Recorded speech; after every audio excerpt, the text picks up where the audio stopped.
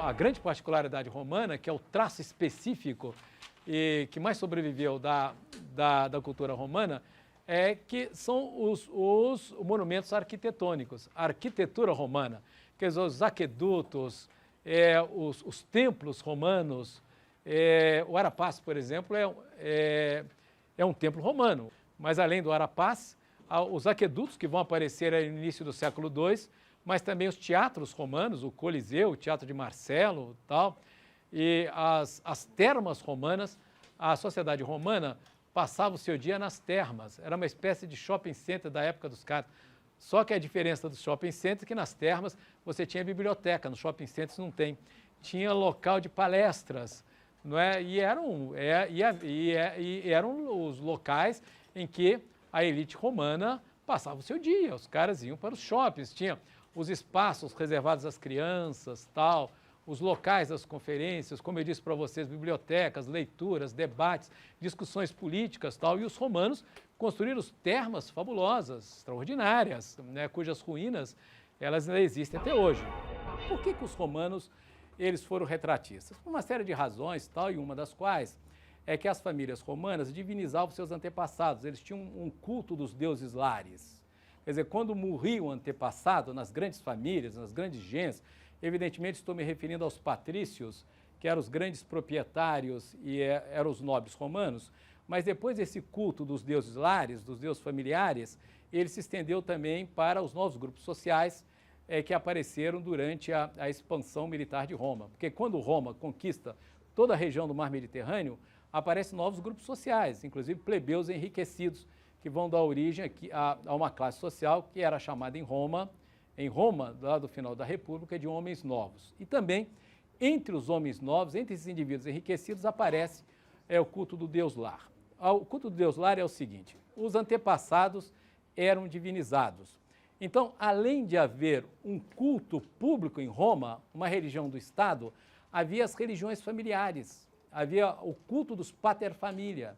Então, quando morria um antepassado, como ele se transformava numa divindade, as feições do antepassado era gravada num material plástico.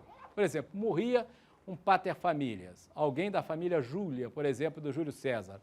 Aí os seus familiares, quer dizer, os seus descendentes, utilizavam um material plástico, geralmente era a cera de abelha, colocavam a cera sobre o rosto do morto e aí transformava aquilo num busto. Só que se você coloca um material plástico sobre o rosto de uma pessoa, aquela representação vai ser altamente realista. Quer dizer, você tem uma representação absurdamente detalhada da expressão facial. Uma das razões do realismo da arte romana era o culto dos deuses lares, o culto dos antepassados. Quer dizer, havia um culto público, um culto da cidade, do império.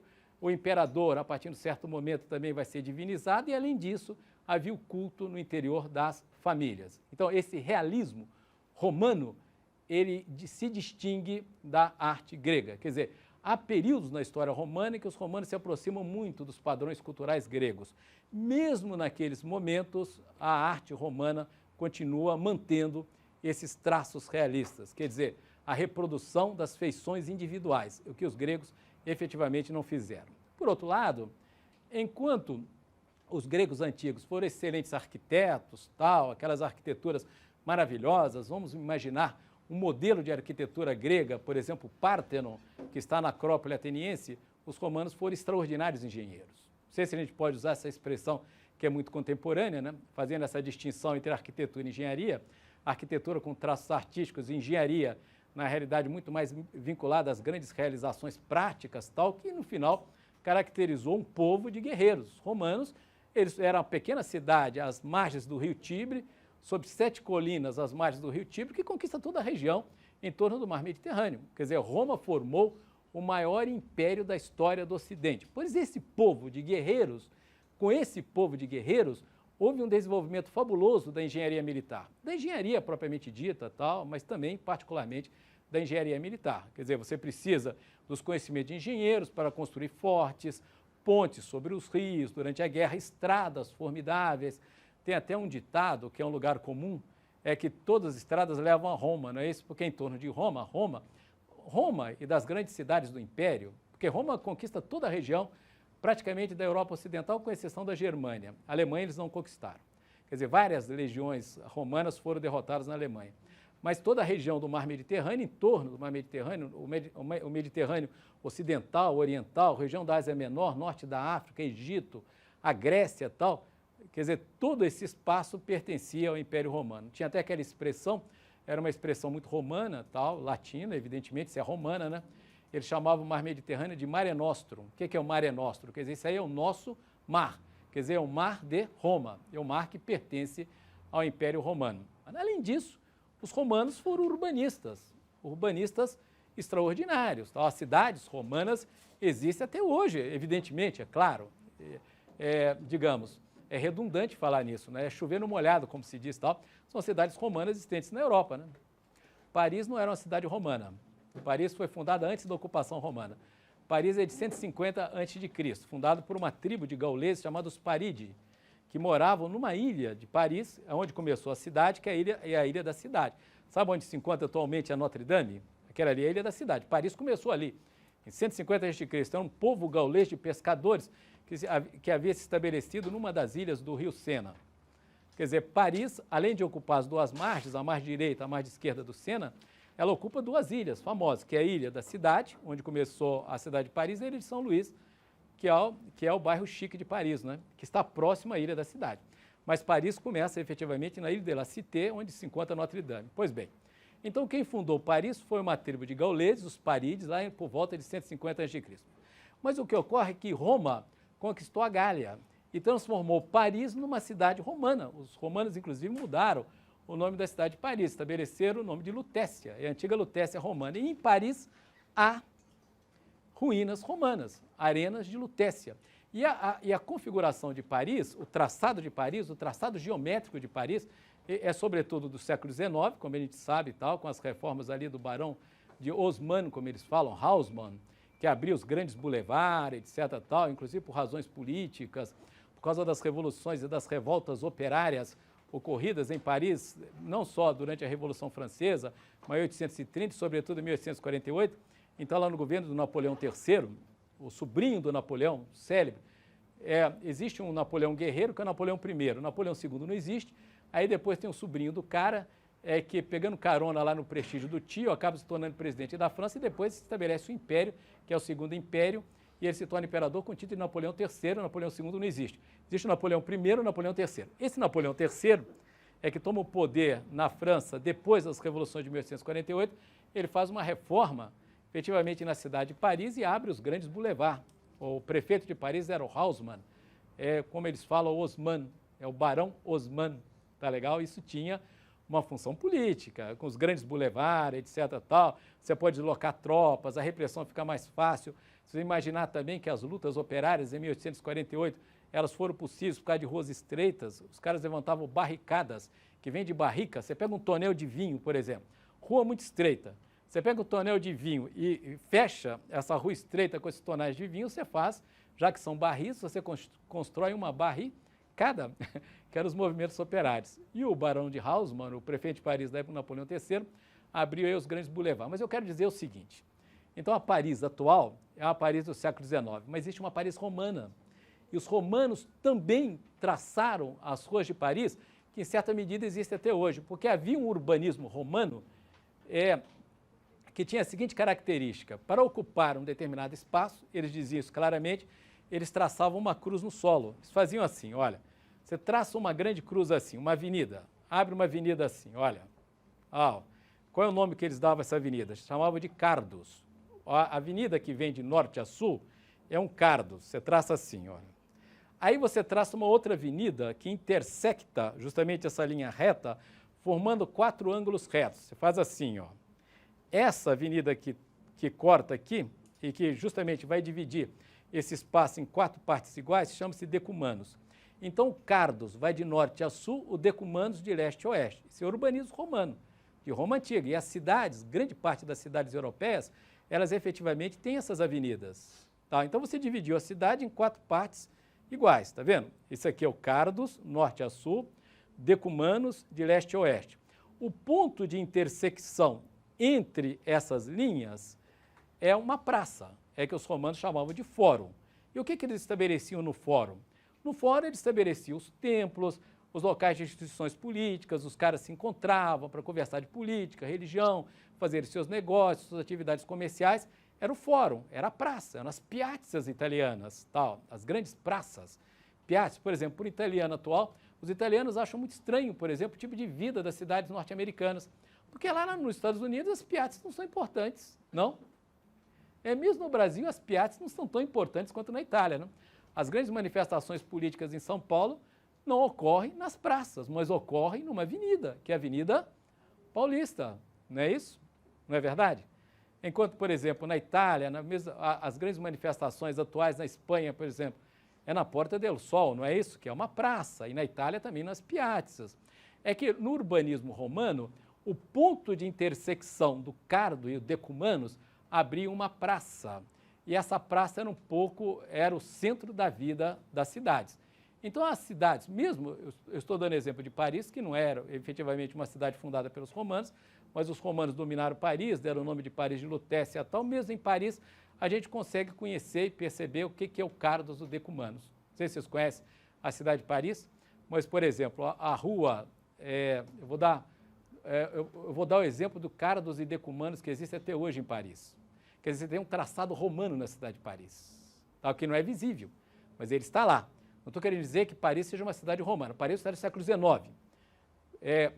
Do Boulevard do Napoleão III e o prefeito do Napoleão III para a cidade de Paris, que é o Haussmann, que é o Barão Haussmann, como eles falam. Mas, mesmo assim, o traçado geométrico da antiga cidade dominada por Roma continua. Por exemplo, a Rua Santiago, que em francês chama-se Jacques, não é isso? A Rue de Saint-Jacques e a Rua de Saint-Denis, a Rua de São Denis, a Rua de Santiago e a Rua de São Denis, cortam a cidade de Paris de norte a sul. No caso específico, você vai da Rua de São Jacques, da Rue de Saint-Jacques à Rue de Saint-Denis, corta de sul para o norte. Esse é o Cardos. Você tem uma outra rua, que é a Rue de Saint-Honoré, que é o Point, a Rua de Santo Honório, onde está o centro da moda parisiense, etc. Tal. A linha de continuidade da Rue de Saint-Honoré é a rua mais popular da cidade de Paris, é onde se concentravam os movimentos populares. Do outro lado, na outra margem do rio Sena, que é a Rua de Santo Antônio, chama-se Rue de Santo Antônio. A Rue de Santo Antônio é o Decumanus. Então você tem Cardos e Decumanus. Está vendo? É um urbanismo romano. Mesmo uma cidade que não foi fundada por Roma, que foi dominada por Roma posteriormente, ela mantém justamente essa configuração, não exclusivamente, eu volto a dizer, mas também de uma cidade romana. Aquelas cidades do sul da França são cidades romanas. A cidade de Arles, por exemplo. Qual é o grande pintor que se estabeleceu em Arles? Quem é? Quem morou em Arles? Quem viveu em Arles? E quem pintou as regiões em torno de Arles? Quem é? O Van Gogh. Arles é uma cidade romana. Você quer ver uma outra cidade importante para a história da pintura? Talvez essa é muito mais importante, porque o pintor é muito mais de ruptura e tal. A cidade de Aix-en-Provence. Qual é o pintor de Aix? O cara que pintava a montanha de Santa Vitória. Santo Victoire. O cara que está na origem da pintura contemporânea é o cara de ruptura, o cara que virou a mesa. É o Cézanne. Cézanne a vida inteira morando em Aix-en-Provence e pintando a montanha de Santa Victoire. Olha, a montanha de Aix-en-Provence é uma cidade romana. Narbonne é uma cidade romana. São cidades romanas. E uma última coisa que eu queria dizer, antes da gente começar a ver as imagens, é que os romanos, eles foram os primeiros colecionadores de obras gregas. A expressão clássico é uma criação romana. E os romanos, eles utilizaram esse termo clássico para o patrimônio cultural grego. É porque na Grécia antiga só havia obras de arte em espaços públicos. Não havia obras de arte a títulos privados. Por exemplo, nem o Sócrates, nem o Platão, nem o Aristóteles, Aristóteles nem grego era, né? Mas de qualquer maneira morava em Atenas. Eles não tinham obras de arte dentro das suas casas, só havia obras de arte em espaços públicos. Não havia obras de arte no interior das casas, não havia obras de arte a títulos privados, a títulos particulares. Os primeiros colecionadores de obras de arte foram os romanos, que adornavam as suas vilas, aquelas casas que tinham aqueles pátios internos, sabe, casas assim que tem os jardins internos e tal, são as vilas romanas. Aquelas vilas romanas, elas eram adornadas, enfeitadas por obras de artes gregas ou cópias de obras de arte gregas. Os primeiros colecionadores de obras gregas foram os romanos. E os romanos criaram uma expressão. Como é uma expressão romana, só pode ser latina, né? A ideia de clássico. Sabe o que é clássico? Sabe como eles definiram o clássico? O clássico é aquilo que merece ser imitado. Nenhum artista torna-se clássico enquanto não começar a ser plagiado. Quer dizer, parece que o grande sonho, a grande utopia de todo artista é ser plagiado.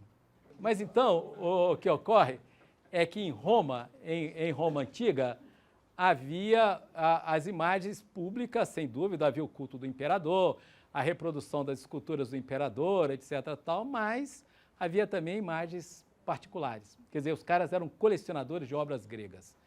Tanto que o que nós chamamos de escultura grega são geralmente cópias romanas de originais gregos. Os originais gregos se perderam. O que nós conhecemos são as cópias que os romanos fizeram em pedra de originais gregos em bronze e que eles adornavam ali as suas casas, colocavam nos pátios internos, etc. Tal. Quando foi estabelecido o império e todo o poder em Roma passou a depender de um indivíduo, nesse momento a arte romana se aproximou muito dos padrões simétricos, ideais e harmoniosos da arte grega. E há uma explicação para isso, e a explicação é de ordem política. É que o império é imenso, turbulento, né? Há rebeliões permanentes nas províncias dominadas por Roma.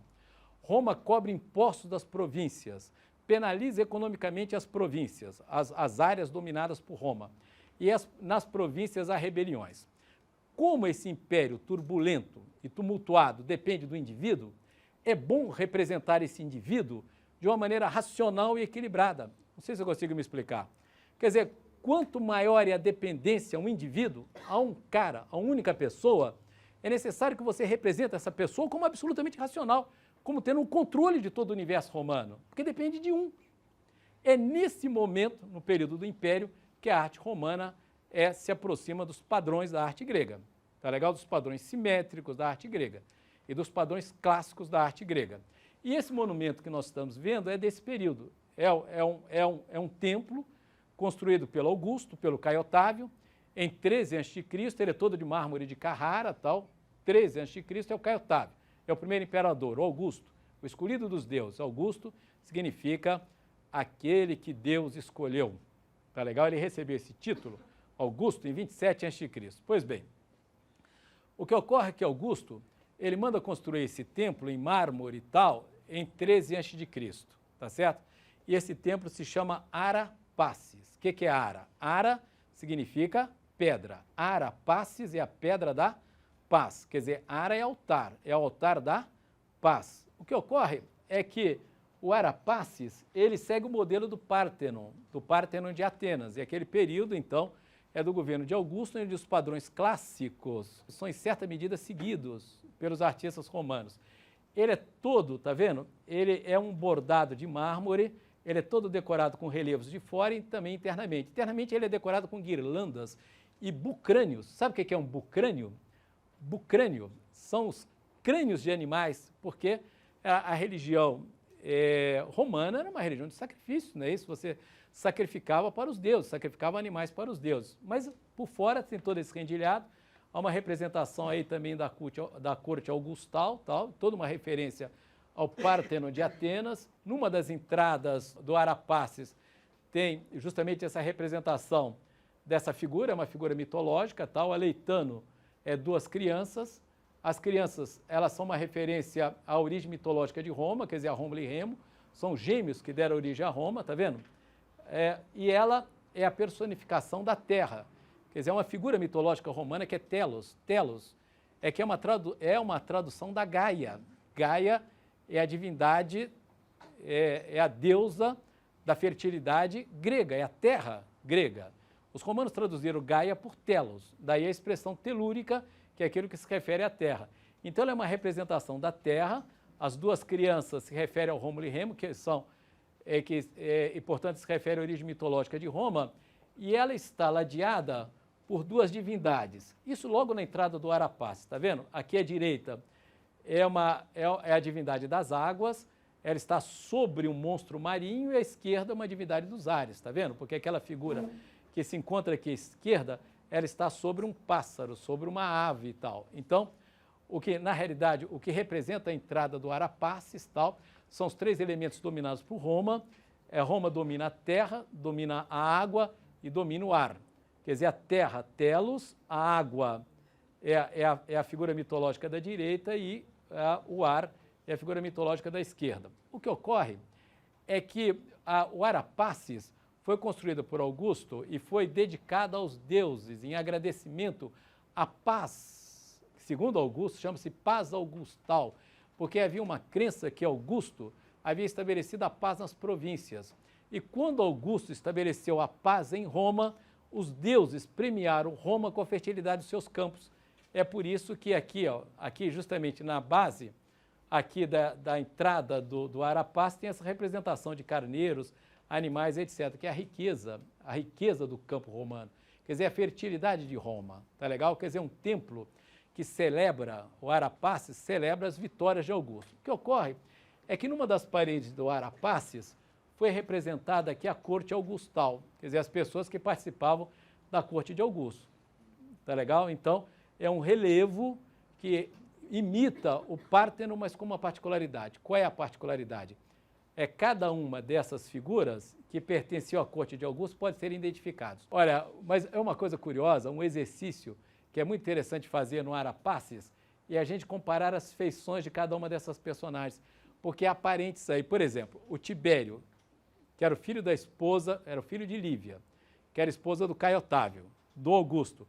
Ele está aí, ele é criança. E ele é reproduzido com as feições da sua mãe. Ele é muito parecido com a sua mãe, etc. Então, entre essas figuras, há semelhanças físicas. E se nós compararmos as figuras que compõem a corte de Augusto com as efígies, sabe as efígies de moeda, as reproduções das efígies, a gente vê semelhanças. O que significa isso? Qual é a conclusão, efetivamente, que a gente pode chegar? Que conclusão a gente pode chegar? Quer dizer, se são retratos identificáveis, o Arapaces tem um diálogo com o Párteno, mas com a manifestação das particularidades individuais. Quer dizer, tem aí, efetivamente, o tempero romano. Por outro lado, enquanto a celebração a decoração do Párteno, que está na Acrópole Ateniense e tal, se refere a acontecimentos imemoriais, que não são tocados pelo tempo e tal, o Arapaces, ao contrário. Se nós, por exemplo, se a gente analisar o movimento dos olhares, olha, quais são as direções dos olhares? Os olhares se cruzam, tá vendo?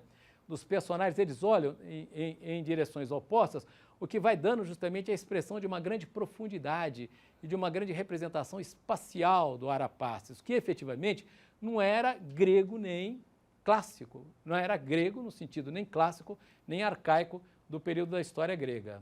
Então, ali há uma série de crianças, etc., tal, que aparece na procissão do Arapaces. Tem uma parede de Arapaces que um adulto volta-se por uma criança e coloca as mãos assim sobre os lábios, o que demonstra que esse gesto de silêncio é um gesto imemorial, né? Faz assim, ele se volta, tem uma criança, ali também tem uma criança, tá vendo? E na realidade, como se trata de uma celebração religiosa, é porque essa decoração está na parte externa de um templo, um adulto volta para uma criança e faz assim, ó, quer dizer, pede efetivamente silêncio a ela.